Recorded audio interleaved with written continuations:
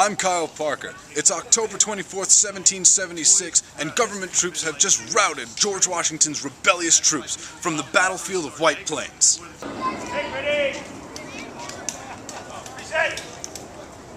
Fire! Rout? Not exactly. More like a retreat that saved the war effort. And 1776? More like 2010. On October 24th, Revolutionary War reenactors occupied the Jacob Purdy House in White Plains. The White Plains Historical Society hosted this event in honor of the 234th anniversary of the Battle of White Plains, and this annual event is essential to their organization. This is one of our most important events. This is a great community outreach for us, and it's important to remind people not to take for granted their way of life here, that everything that we consider our American way of life was because of a sacrifice that people made during that era, and so it's important for us to have that for the community.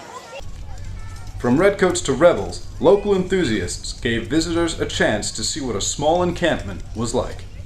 I've been coming here to the Purdy House portraying Washington since, I guess, 1999, for about 11 years now.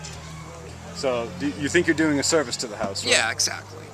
They need a Washington, and because when I used to show up here, I was dressed like these gentlemen in their red coats.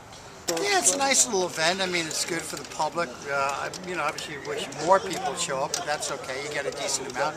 I like that the Cub Scouts are here. They get a feel for everything. They get a little feel of history, when you dress up. Since you're used to TV and all the other mediums, the hands-on is really kind of nice. Most visitors agreed that the hands-on experience was most important to protecting history.